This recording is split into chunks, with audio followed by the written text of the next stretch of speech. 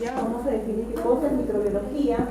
Vamos a hablar sobre la diferenciación entre lo que son células procarióticas y lo que son células eucarióticas, y de manera muy general vamos a tocar lo que son la estructura bacteriana, ¿ya? Primero vamos a definir qué cosa es microbiología, ¿no? La microbiología es una rama de la biología que se encarga de estudiar a organismos que normalmente son pequeños para poder ser vistos por el ojo humano o a simple vista. Por eso nosotros necesitamos de la ayuda del microscopio. Seguro que en su práctica también van a hablar sobre las partes del microscopio, los diferentes tipos de microscopio que existen, ¿no? ¿Qué cosa en todo caso vamos a ver durante el desarrollo del curso? ¿No? Vamos a ver a las bacterias, que son microorganismos celulares, vamos a estudiar a los hongos, algas, ¿no? Ya, protozoos, ustedes lo van a ver en lo que es la parasitología. El estudio de bacterias, hay una ciencia, ¿no? Que es la bacteriología, para los hongos la micología, y bueno, para los protozoarios lo que vendría a ser la parasitología. Sin embargo, también no estamos estudiando, vamos a estudiar a los virus. La ciencia que se encarga de estudiar los virus es la virología, partículas subvirásicas, viroides y los priones, ¿ya? ¿Por qué estudiamos microbiología? Quizás sería una de las preguntas que ustedes se harían, ¿no? Necesitamos, ¿no? O diversos microorganismos están asociados a enfermedades, ¿no? Entonces, el estudiar la microbiología nos va a poder hacer la identificación de qué microorganismos no son partícipes de estas enfermedades. No es tan fácil, en realidad, poder determinar que un microorganismo es exclusivo de una enfermedad en particular. Muchas veces, ¿no? Un solo microorganismo puede ser involucrado en muchas enfermedades. Por ejemplo, tenemos a esta bacteria gram positiva que se conoce como estafilococo, el estafilococo aureus, que puede estar involucrado en patologías cardíacas conocidas como la endocarditis, en patologías de piel conocidas como una infección dérmica, ¿no? O en patologías quizás de carácter hematológico por una solución de continuidad o contaminación durante una venopunción, ¿no? Entonces nos damos cuenta de que un solo organismo puede ocasionar múltiples enfermedades. Por otro lado, ¿no? Una enfermedad puede ser ocasionada por muchos microorganismos. Por ejemplo, la meningitis puede ser ocasionada por virus, puede ser ocasionada por bacterias, puede ser ocasionada por hongos, ¿no? Entonces no es tan fácil. Hay pocas especies, ¿no? En lo que es bacterias, ¿no? Que son específicas para una enfermedad. Un ejemplo, por ejemplo, es el de determinar la enfermedad de la sífilis, ¿no? Que el agente causal es el treponema pálido. O sea, no hay otra bacteria que nos produzca la enfermedad de la sífilis, ¿no? Lo mismo sucede para lo que es el tétano, ¿no? El que es igual al Clostridium tetani, ¿no? Entonces, son muy pocos asociados a una determinada enfermedad. Muchos van a participar en el desarrollo de muchas enfermedades, ¿no? Entonces, ¿por qué estudiamos? Para hacer el diagnóstico primero, y por último, pues, la razón por la cual están ustedes aquí estudiando medicinas, para darles tratamiento a esas bacterias o a esos virus o a esos parásitos, ¿no? En caso de corresponder. A ver, el mundo microbiano está compuesto por seres vivos, microscópicos pertenecientes al reino protista, que se dividen a su vez en protistas inferiores o procariotas, protistas superiores e eucariotas, ¿no? Los procariotas son las que no tienen núcleo verdadero, ¿no? Están ahí las bacterias, y los eucariotas tenemos a los hongos y a los protozoarios. No están aquí clasificados los virus, ni los viroides, ni los priones, ¿no? Que son organismos acelulares. Aquí hay una pequeña clasificación de los diferentes microorganismos, tanto procarióticas como eucarióticas. Vamos a hablar de las bacterias.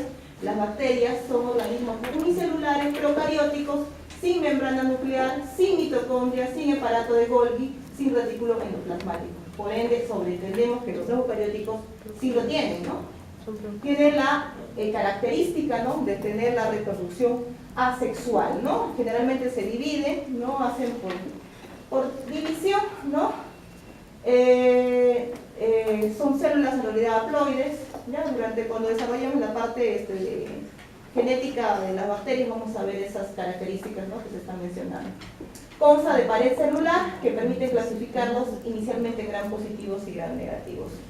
La estructura de la pared celular es muy importante para las bacterias, ¿ya? Porque de manera preliminar, existen diversas clasificaciones de las bacterias, ¿no? Desde el punto de vista morfológico, tintorial, desde el punto de vista genético. Gram positivo, gram negativo hace referencia a la característica de clasificación desde el punto de vista tintorial, ¿ya? Y al hablar de gram positivos o gram negativos hace referencia básicamente a su pared celular. Ya les voy a mencionar qué cosa es una coloración gram y de qué depende que se ponga de color azul en los gram positivos y de qué depende que se ponga de color medio rosadito en los gram negativos. ¿Qué cosas son los protozoarios? Los protozoarios son organismos unicelulares, eucariotas, no fotosintéticos. Existen diversidad de variedades, ¿no?, de los protozoarios. Cuando hagan ustedes la práctica del agua estancada, ¿no?, seguro que ya les ha pedido el doctor, van a ver diferentes microorganismos, ¿no?, que van a poder reconocer aquellos que tienen flagelos, aquellos que tienen cilios, ¿no? En algunas oportunidades pueden ver pseudópodos, ¿no?, en caso de ameas, por ejemplo. Y un cuarto grupo vendría a ser los esporozoarios. Tenemos también, dentro de lo que es la microbiología, los hongos, que son protistas no fotosintéticas, ¿no? Eso es lo que le diferencia de las algas, que crecen en forma de conjunto de filamentos ramificados y entrelazados, que los conocemos como hifas o también mejor denominados como micelios. Existen diversos tipos de hongos unicelulares, las levaduras, cándida por ejemplo, filamentosas, moho o dismórfico. Un dismórfico es aquel que puede adoptar las dos formas, en forma de levadura o en forma de moho.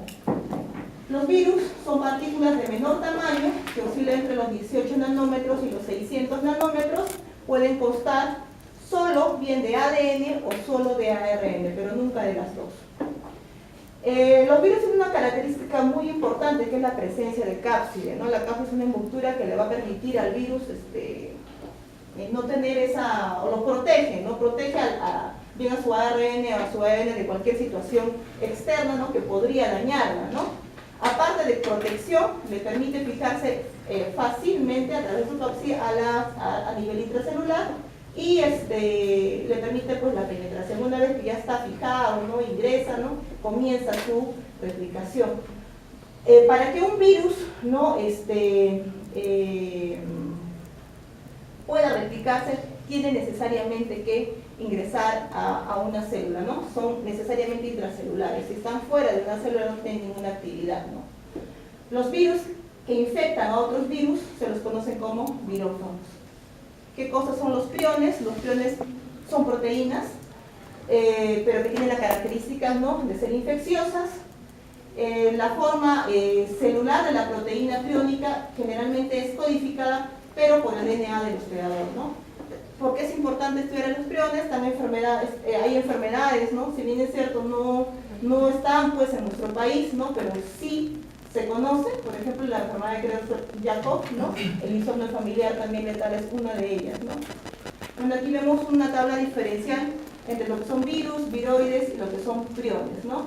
Les decía que tanto el virus como los viroides son organismos intracelulares, no tienen que estar dentro de una célula de manera obligada, ¿no? Para los virus tienen una ácido nucleico bien RNA o bien DNA, la cual está rodeada de una cápside. Sin embargo, los viroides no tienen cápside. Por otro lado, los priones, ¿no?, solo son proteínas, ¿ya? No tienen ni DNA ni tampoco tienen RNA. Bueno, esto es una imagen de la cual nos muestra las ramas de la microbiología, que hace un momento lo estudié, lo expuse, ¿no? La parasitología, esto de los parásitos, biología de los virus, ¿no?, las bacterias, la bacteriología, la micología, el estudio de los hongos, ¿no? Vamos a hablar un poco de lo que es la diferencia entre lo que es una célula eucariota y una célula, o un organismo procariota, ¿no? Para eso vamos a empezar definiendo qué cosa es una célula. Una célula es una unidad morfológica funcional de todo ser vivo. De hecho, la célula es un elemento de menor tamaño que puede considerarse vivo. Vemos aquí una comparación entre una célula eucariota de una célula procariota, ¿no? Automáticamente lo que nos llama la atención acá es el tamaño, ¿no? Y aparte de que una célula, por ejemplo, eucariota es mucho más compleja a diferencia de una célula procariota, ¿no? Entonces, bacteria procariota, ¿no? Algas, hongos, entre otros, ¿no? Célula eucariota. ¿Qué podemos decir de la célula, con esta imagen de la célula eucariota, ¿no?, que tiene un tamaño de promedio de tamaño de 0.5 micrómetros? está constituido, ¿no?, de una cadena de DNA, ¿no?, única, ¿no?, doblada y de forma circular. No tiene una membrana que rodea a esta cadena o esta cadena de DNA, y al no tener esta membrana que lo rodea, que se lo conoce pues a esta área como nucleolo.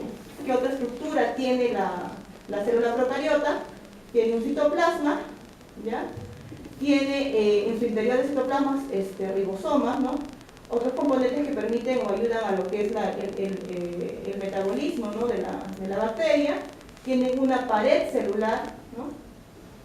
Por otro lado, vemos que una célula procariota, ¿no?, tiene pues su membrana, su núcleo, ¿no?, en el cual va a estar dentro de las mismas, ¿no?, el cromosoma, ¿no?, puede tener incluso nucleolos, tiene una membrana nuclear, ¿no?, y tiene entre sus componentes citoplasmáticos diversos elementos, ¿no?, desde las mitocondrias, desde el retículo endoplasmático rugoso, el liso, ¿no? En algunos casos, ¿no?, puede tener cloroplasto, y el tamaño, ¿no?, el promedio del tamaño de una célula de tipo procariota generalmente está en promedio de 10 libras, ¿no? Aquí vemos en esta imagen la diferenciación, ¿no?, entre una célula eucariota de una célula procariota, ¿no? Estructuralmente, en cuanto al núcleo, la célula eucariota tiene una membrana nuclear, como le dije, una procariota no. Los cromosomas pueden ser ADN y un genoma diploide en lo que son las eucariotas, y en las procariotas solamente es un ADN único y circular, un genoma haploide. Aquí están las estructuras del citoplasma, ¿no? Las células eucariotas están presentes en la mayoría, ¿no? Tiene mitocondria, parte de Golgi, retículo plasmático, ribosomas. Las unidades de ribosoma, a diferencia de la célula procariota, es la 80S, ¿no?, y la procariota 70S. Tiene pared celular, no solo en los hongos, ausente en los demás eucariotas. Su reproducción es de vía sexual y asexual, a diferencia de los procariotas, que son asexual o por fisión binaria.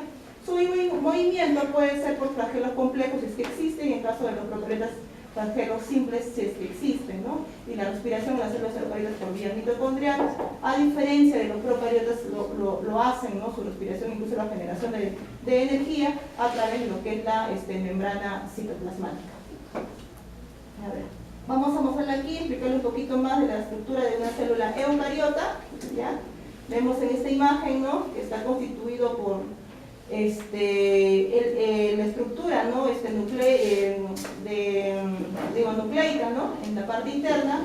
La membrana nuclear que rodea, ¿no?, al núcleo va a estar muy porosa, ¿no?, y eso va a permitir, ¿no?, que ingresen elementos externos e incluso salgan elementos internos para el desarrollo pues, del metabolismo de la propia célula. Por otro lado, como les decía, no puede tener nucleoides, ¿no?, las cuales son nucleoides, tienen la función de sintetizar RNA ribosómico, y RNA ribosómico muchas veces, ¿no?, se va a combinar, ¿no?, con los ribosomas que se sintetizan a nivel de citoplasma, son exportados aquí, ¿no?, van a producir células ribosomales pequeñas o grandes, ¿no?, las cuales nuevamente salen al citoplasma y tienen la finalidad pues, de generar proteínas, ¿no? Vamos a ver que también está constituido por retículo rugoso y por retículo endoplasmático liso, ¿no? El rugoso está muy adyacente a lo que es el ribosoma 80S, a diferencia del liso. Rugoso encargado de lo que es la participación en la síntesis de lo que son glucoproteínas, ¿no? El liso no. Vemos también que está constituido con un aparato de Golgi, ¿no?, que ayuda a metabolizar algunos productos de lo que es el aparato endoplasmático rugoso. Vemos aquí que puede tener, ¿no?, mitocondrias. Las mitocondrias en su interior tienen una forma de cresta, tienen una envoltura, ¿no?, y esas participan en lo que es, permiten el pasaje de iones o algunos elementos necesarios para generar energía, ¿no?, y la respiración de la célula. Tenemos lisosomas, aquí hay diferentes tipos de enzimas digestivas, ¿no?, también igual para lo que es el metabolismo de una célula eucariota. Por otra parte, la forma, ¿no? La forma del el citoesqueleto de una célula eucariota está conformada, ¿no? Por los microfilamentos, por los microtúbulos, por las fibras o los filamentos intermedios, las cuales le van a dar la arquitectura a una célula eucariota. Bueno, eso de la célula eucariota. A ver, vamos a ver ahora de la estructura bacteriana. Importante conocer qué estructuras, ¿no? Hablamos de la célula procariota aquí, son obligadas y qué estructuras son facultativas. Obligadas porque deben estar necesariamente presentes, ¿no? En todas las bacterias y son indispensables para lo que es la vida propia de la bacteria, ¿no? Entre ellas tenemos a la pared celular, la membrana citoplasmática, el citoplasma bacteriano, el genoma bacteriano. Tenemos elementos facultativos, es decir, pueden estar o no estar presentes en la bacteria y le dan una característica particular, y muchas veces de acuerdo a estos elementos incluso podemos hacer la clasificación, ¿no? Tienen glicocálix, tienen flagelos, algunos tienen fimbrias o pilis, importantes para lo que son la resistencia a antibióticos, ¿no? Y algunos pueden tener la característica de formar esporas. Vamos a hablar de la estructura importante de la membrana, de la que es una célula procariota, ¿no? Yo creo que es una estructura importante porque la pared celular, ¿no? Porque va a brindar protección a la bacteria, ¿no? Frente a diferentes agresiones, ¿no? Una de ellas puede ser la presión, por ejemplo, ¿no? Que puede existir, ¿no? Y muchas veces no solamente sirve de protección, sino también un elemento importante para que desencadenen diversas reacciones, ¿no? De tipo inmunológico, sobre todo de tipo inmunológico adaptativo, ¿no? De manera inicial, para tratar de eliminar, ¿no? El organismo, ¿no? a las bacterias, ¿no? Tiene componentes importantes en la pared celular que van a desencadenar esos estímulos antigénicos. Les muestro aquí en esta imagen una diferencia entre una bacteria gram positiva y gram negativa. Les mencionaba que para hacer la clasificación hacemos la coloración tintorial, la coloración gram. ¿En qué consiste una coloración gram, no? Tenemos aquí diversos componentes que participan en una coloración gram. Uno es el cristal violeta, luego tenemos al fijador, que vendría a ser el lugol, tercero vendría a ser el decolorante, y cuarto una sustancia de contraste que vendría a ser la safranina. Eso también lo van a ver ustedes en práctica. ¿Qué es lo que utilizamos primero? Utilizamos la sustancia de cristal violeta, agregamos sobre una lámina ya fijada, donde sospechamos que hay la presencia de bacterias, ¿no? Posteriormente hacemos un lavado, dejamos un minuto, hacemos un lavado, echamos nuevamente la sustancia del lugar, volvemos a lavar, ¿no? Por último echamos el decolorante y por último echaríamos después de un minuto en lo que es la safranina, ¿no? Y observamos en el microscopio y vemos qué característica, en caso de existir una bacteria, se pinta de color azul, gram positivo, o de color rojito, gram negativo. ¿Cuál es la explicación científica que uno se pinte de azul y que otro se pinte de color rosadito? La característica principal es la estructura, ¿no? De la pared celular. Al tener una gran cantidad de péptido glicano que tienen las bacterias gram positivas, permiten, ¿no? Que de alguna otra manera el cristal violeta ingrese y una vez fijado como el lugol, ¿no? Queden atrapados en esta gran cantidad de péptido glicano que tienen gram negativas, gram positivas, y por eso se quedan de color azul. Porque si yo después de utilizar el colorante no se van a desquitar, ¿no? Entonces van a quedar todavía de color azul. Por más que le eche cualquier tipo de contraste, como en este caso que es la safranina, que es de color rojito, siguen quedándose azul. A diferencia de las bacterias gram negativas, que tienen una capa muy delgada de péptido glicano, que está muy delgada, ¿no? A comparación de la capa gruesa de una gram positiva, ¿no? Lo que no me va a permitir, una vez que yo he hecho en un inicio mi cristal violeta y fije con mi lugol y después aplique mi colorante, va a salir esa coloración, porque no puede fijar, no se puede fijar en esa bacteria por tener esa capa tan delgada de péptido glicano. Es así que después que yo he hecho mi sustancia de contraste, que es la safranina, que es de color rosadito, se queda como color rosadito, ¿no? Entonces la explicación de la coloración gram radica en la pared celular, y de la pared celular radica en las características en porcentaje de péptido glicano que tiene como componente, ¿no? La pared celular. La pared celular es una estructura externa a la membrana citoplasmática, ¿no? Rígida, rodeada de péptido glicano en su mayoría, ¿no? responsable de la forma bacteriana y de la protección de los elementos internos frente o sobre todo a la diferencia de presión, y brinda la bacteria capacidad antigénica. Vemos aquí las funciones principales. Decía que es proteger a la bacteria de los cambios osmóticos, ¿no? Si se daña la pared, lo que se produce al final es la lisis, entra el agua y se produce la lisis, ¿no? Cuando hay diferencia de cambios osmóticos. Le decía que me permite mantener la forma celular, ¿no? Hay diferentes tipos de formas en la bacteria. Tenemos las formas esféricas conocidas como cocos, las formas alargadas conocidas como bacilos, las formas forma de espirales conocidas como espiroquetas, ¿no? Vamos a ver también diferentes agrupaciones posteriormente, ¿no? Y de acuerdo a cómo se aglomeran, podemos hablar de ciertas características también en cuanto a la forma celular. Bueno, este es un esquema de cómo es la característica de una pared bacteriana gram positiva y de una gram negativa, ¿no? Vemos que aquí más del 90% podríamos decir que un gram positivo está constituido de un peptidoglicano, ¿no? A diferencia de un gram negativo que tiene entre un 5 a 10% de peptidoglicano. Aparte, otra característica importante de una bacteria gram negativa, por ejemplo, es la presencia, ¿no?, de una membrana externa que el gram positivo no la tiene, ¿ya? Y tiene un espacio perisplasmático donde hay ciertos componentes, ¿no?, y enzimas, lisosomas que van a participar en la digestión de las bacterias.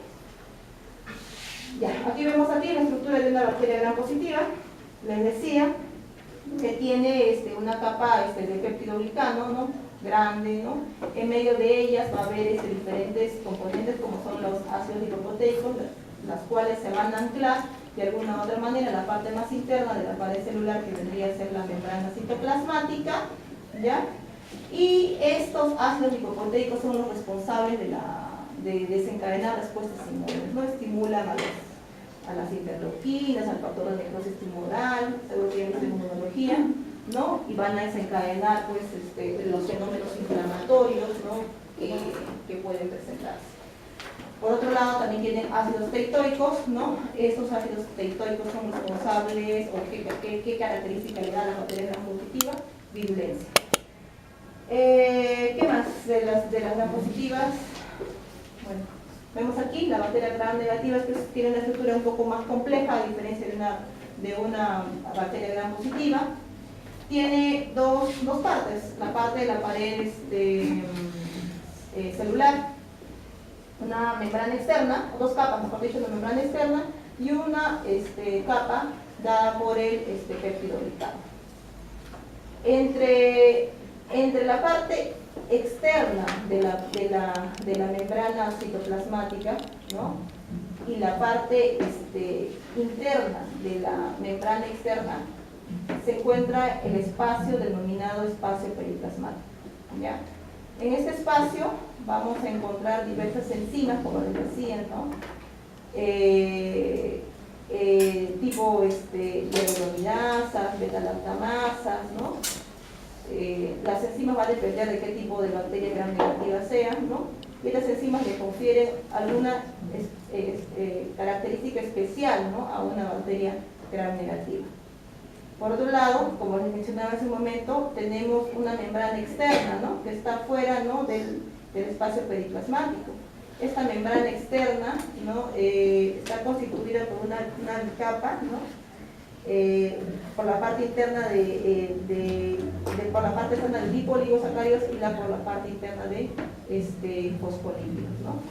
Los lipopolisacáridos, también conocidos como endotoxinas. Si nos damos cuenta, ¿no?, hay diferentes estructuras, ¿no?, las cuales se conocen como porinas, ¿no?, y estas porinas permiten el ingreso, ¿no?, de ciertos componentes que favorecen la nutrición, y muchas veces, dependiendo de su tamaño, también de manera selectiva no permiten el ingreso de algunas moléculas, ¿no? Por ejemplo, algunos antimicrobianos, ¿no?, que podrían afectar a la pared celular de una bacteria gram negativa. Tenemos gram positivos y tenemos gram negativos, pero no todas las bacterias que vamos a estudiar tienen, se colorean gram positivos y gram negativos. Tenemos un grupo, ¿no?, que son conocidas como las micobacterias, que son bacilos ácido alcohol resistentes, y la arquitectura de estos bacilos ácido alcohol resistentes son muy distintas ¿no? a los gram positivos y a los gram negativos, ¿no? Si bien es cierto, tiene peptidoglicano, tiene su estructura anclada más externa de aranilolactano y ácidos glicólicos, ¿no? Mycobacterium tuberculoso, ¿no?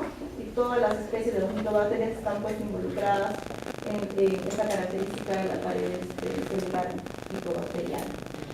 Les decía, Mycobacterium no es la única excepción. Tenemos a los micoplasmas, por ejemplo. Los micoplasmas no tienen pared celular. Les mencioné al inicio que pared celular es un elemento obligado, ¿no? Que deberían tener las bacterias, pero micoplasma no. El micoplasma es una excepción a la regla y sigue siendo una bacteria, ¿no? Vamos a hablar de otra estructura, ¿no? Obligada de la bacteria. Vamos a hablar de lo que es la estructura citoplasmática, ¿no? La parte ya más interna, que contiene ADN cromosómico, un ARN mensajero, tiene ribosomas, ¿no? Tiene proteínas, tiene metabolitos, ¿no? El cromosoma bacteriano, ¿no? Es una molécula circular doble, no está constituida en un núcleo, sino en una zona denominada nucleoide. También existe material genético extracromosómico. Este material genético extracromosómico no es un elemento obligado, algunos lo pueden tener, ¿ya? A ese material genético extracromosómico se lo conoce como plásmido, ¿no? Puede ser virus también, ¿no? O pueden ser fagos. Estos, ¿no? Le confieren una característica especial a la bacteria, ¿no? Y se van a transmitir, ¿no? A través de transformación, traducción y composición, que también lo vamos a ver o lo vamos a desarrollar, ¿no? Cuando hablemos de cómo es la genética de una bacteria. ¿Qué ribosoma tiene una estructura bacteriana? El ribosoma 70S, que está constituido de dos subunidades, el 30S y el 50S, a diferencia de una eucariota que es 80S, 40S y 60S, no forma el ribosoma 80S de la bacteria de una célula eucariótica, ¿no? El citoplasma bacteriano en un 70% está constituido de agua. Tienen además cuerpos de inclusión. La función de los ribosomas que se encuentran en el citoplasma bacteriano es síntesis de proteínas, y los cuerpos de inclusión que están presentes son depósitos, reservas, ¿no? Pueden ser glucógenos, almidón, líquidos, entre otros. Vamos a hablar de una estructura también importante, que es la membrana citoplasmática, ¿no? De una célula procariótica. Está constituido por una bicapa fosfolipídica, ¿ya? Cuya función es actuar como una barrera selectiva, ¿no? Permeable, que le permite el paso de algunos compuestos según el tamaño y la liposolubilidad. Hay diferentes mecanismos por los cuales estos componentes que están externa a la membrana citoplasmática ingresen, ¿no? Hacia el citoplasma. Uno de ellos puede ser por transporte pasivo, ¿no? Difusión simple, difusión facilitada, o a través del conducto de proteínas, puede ser por transporte activo, ¿no? Transporte acoplado a iones o por hacer términos ATP. Lo cierto es que aquí se utiliza energía y el pasivo no hay desgaste. ¿Por qué es importante hablar de la membrana citoplasmática en la célula procariota? Les mencionaba que en las células eucariotas quien le da la importancia, ¿no? de energía o de nutrientes, ¿no? Es la mitocondria. En cambio aquí en una célula procariota cumple esa función, ¿no? de las mitocondrias. Podríamos decir que las células eucariotas son la membrana citoplasmática, ¿no? Es más, participa incluso en la síntesis de DNA. Vamos a hablar ahora, dejamos de lado los elementos obligados, vamos a hablar de los elementos facultativos. Entre los elementos facultativos pueden tener, y si lo tienen les brinda un plus, ¿no? a las bacterias. Uno de ellos es el glucocálix. En dependencia de cómo es su consistencia, ¿no? O la función que cumple el glucocálix, pueden ser llamados a cápsulas o slime, ¿no? Igual, y cápsula slime son llamados, ¿no? Glucocálix, ¿no? Generalmente de estructura lipopolisacárida, que se encuentra por fuera de la pared celular, muy hidrosoluble, son innecesarias para el crecimiento, sin embargo su importancia radica en la supervivencia de la misma en el organismo creador, ¿no? Entonces, cualquier elemento externo que quiere dañar a una bacteria que tiene su tipo cáliz o cápsula, ¿no? Como el caso de Streptococcus pneumoniae, va a ser un poco complicado, ¿no? Porque le va a dar esa resistencia, ¿no? Aparte, ¿por qué? Porque la cápsula es poco antigénica, no le da antigenicidad, ¿no? Es decir, no le da tiempo para que el organismo reaccione y genere pues su respuesta inmunitaria, ¿no? No permite que los macrófagos, por ejemplo, fagociten, ¿no? O que los macrófagos cumplan función, ¿no? Para eliminar al microbio.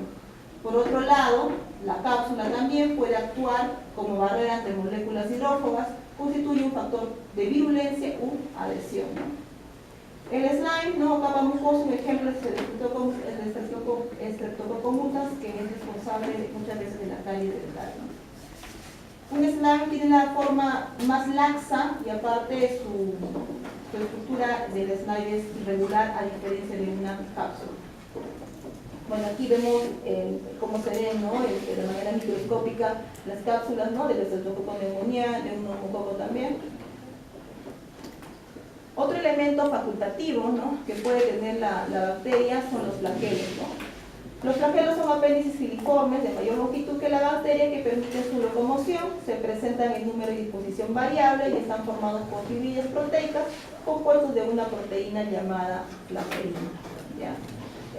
Finalidad muchas veces, como les decía, es movimiento, ¿no? En dependencia de su ubicación, ¿no? Y de su cantidad, incluso, ¿no? De su ubicación, básicamente, cómo se distribuyen, ¿no? Se les pueden llamar monótricas cuando solamente presentan un flagelo. Lofótricas, un penacho de flagelos, ¿no? Es uno de sus extremos polares, ¿no? Anfítricas, penacho de flagelos en ambos polos. Y perítricas, pues toda la bacteria está llena de flagelos en toda su superficie celular, ¿no?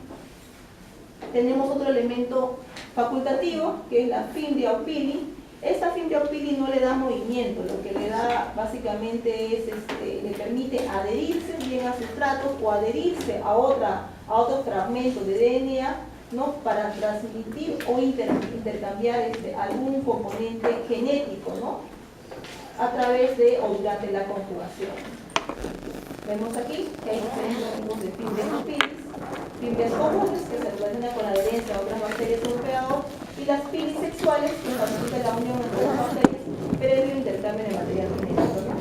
Y estos filis van a ser codificados, ¿no? Por estos plásmidos, que les digo que es un elemento no obligado, extracromosómico, ¿no? Hay formas otra forma, ¿no? Que podemos encontrar de las resistencia, ¿no? De las bacterias son la forma de esporas, ¿ya? La forma de esporas, o quienes forman esporas, del grupo de gram positivo y gram negativo no se ha visto, ¿no? Que forman esporas, gram positivo sí. Como qué responden o a qué se debe la formación de estas esporas, ¿no? Se da sobre todo, ¿no? A la capacidad que tiene una bacteria frente a una condición externa de formar esta forma, ¿no? Que no forma esporas. Por ejemplo, déficit de nutrientes, automáticamente la bacteria empieza a replicar, ¿no? Y posteriormente va a salir al exterior pues, su forma de sobrevivir, ¿no? En un periodo, este periodo de sobrevivencia, ¿no? Frente a diferentes situaciones adversas, ¿no? Como por ejemplo la desecación, el calor, ¿no? Se lo conoce como estado de latencia. Pueden vivir muchos años, ¿no? Las bacterias con su escaso componente o su componente cromosómico, quizás, ¿no? Muchas décadas, incluso hasta siglos, ¿no? Hasta que encuentre condiciones favorables, ¿no? Es decir, nutrientes, para que ellos puedan nuevamente germinar, ¿no? ¿Qué bacterias tienen la capacidad de formar esporas? Bacillus anthracis, Clostridium botulinum, son ejemplos de bacterias que tienen esporas. Aquí vemos una imagen de cómo es la estructura de una espora, ¿no? Está constituida por una doble capa de terpilopicano, tiene una serie de capas que justamente le va a permitir, ¿no? No destruirse frente a las condiciones externas, ¿no? Que pueden estar relacionadas. Una vez que tienen el componente adverso, ¿no? Es decir, el déficit de nutrientes de una bacteria, automáticamente lo que se va a hacer es la síntesis de un nuevo material genético, el ADN, ¿no? Posteriormente se forman, ¿no? las capas de la espora, y al final pues esta capa espora con su material genético va a salir, ¿no? al medio externo. ¿Cuánto tiempo demora, ¿no? desde que está sin o le faltan los nutrientes a la bacteria? Un periodo de 6 a 9 horas. ¿no? Y cuando ya esta espora no está en el medio externo y encuentra un medio favorable, los nutrientes que le hicieron, ¿no? formarse esporas, empiezan a germinar, ¿no? en un periodo de 40 horas, es mucho más largo todavía. Esta es una imagen, ¿no? de las capas de una espora. Bueno, vamos a hablar ahora de los tipos, ¿no? morfológicos de las bacterias, de manera muy general, ¿no? en cuanto a su forma. Les decía de que existen en forma de bacilos, en forma de copos, ¿no? o en forma de espirales, ¿no? Y les decía, ¿no? que de acuerdo a la agrupación, cuando son redonditos, es decir, son forma de copos, ¿no? si van en dos, en parejas, se los conoce como diplocopos. Cuando van en cadena, ¿no? como estreptocopos, si están formados por 4 como tétradas, si están formados en forma de racimos de uva, se los conoce como estafilocopos. Igual sucede para los bacilos, ¿no? Son elementos alargados y van en forma de parejas como diplobacilos, en forma de cadenas como estreptobacilos, en forma, en forma de espiral como espirilo, ¿no? Una característica podría ser la estilopeta o el ¿por qué es importante conocer las formas, no? Porque me va a permitir hacer, como es tan grande la microbiología, clasificarnos, ¿no? y poder, pues, ¿no? asociar a diferentes tipos de, por ende, a diferentes tipos de patologías, ¿no? Ya. Las bacterias se pueden clasificar en forma taxonómica por su material genético, ¿no?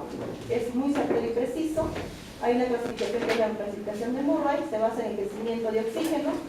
En oxígeno, la morfología, ¿no? como el eje coco, bacilos, ¿no? espirilos, y la característica tintorial, gran positivos y gran negativos.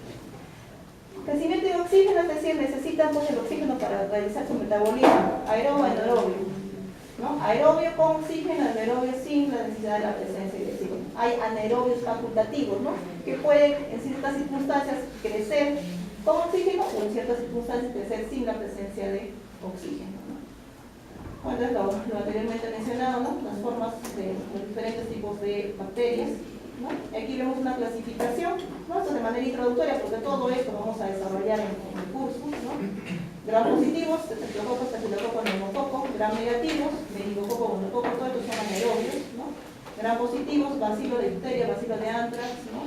Gram negativos, enterobacterias, bacilos propioceanicos, ¿no? bacilos pequeños, hemófilos, bordetella, brucela, ¿no? están involucrados en los bacilos gram negativos, pero considerados dentro del grupo de los anaerobios, es decir, aquellos que no necesitan de oxígeno para su metabolismo. ¿no? Tenemos otro grupo de anaerobios también, ¿no? ya lo pueden leer ustedes, chicos. Y bueno, por último, ¿no? para mencionar qué importancia tienen o qué función cumplen los diferentes microorganismos, ¿no? que tenemos aquí o que habitan con nosotros. ¿no? Aquellos microorganismos que nos hacen daño, producen enfermedades, se los conocen como perjudiciales, simplemente actúan como parásitos. ¿no? Aquellos que tienen la función, ¿no? de descomponer, ¿no? alguna materia orgánica, mineralizadores. Hay otros que pueden tener la participación en temas de industria, ¿no? formación de yogur, queso, por ejemplo, vino, los fermentadores. Hay otros que eliminan, ¿no? en el suelo cualquier sustancia de desecho, ¿no? biodegradadores. Se utilizan también, ¿no? a diferentes componentes, ¿no? de las bacterias para producir pues, antibióticos. ¿no? Y dentro de los antibióticos también podemos producir a otros componentes como son las vacunas. Las enfermedades, ¿no? que anteriormente les mencioné, hay diferentes tipos de enfermedades que están asociadas, ¿no? a estas bacterias, las cuales pueden ser transmitidas, ¿no? por vía respiratoria, difteria, tuberculosis, ¿no? transmitida a través de los alimentos, producción de la enfermedad de la gastroenteritis, la salmonela, el cólera, ¿no? por contacto cutáneo, sífilis, gonorrea, tétanos, peste, gangrena, por hongos, cándida, erysleta, tiña, psicosis, enfermedades víricas diversas, varicela, herpes, cáncer encefalínico, viruela, polio, hepatitis A, gripe, porfera, tuberculosis, VIH, SIDA, rabia, por parásitos, por malaria, paludismo, ¿no? leishmania, ¿no? En realidad es una diversidad de enfermedades que lo vamos a desarrollar en el curso. Eso es todo. Me olvidé de pasar el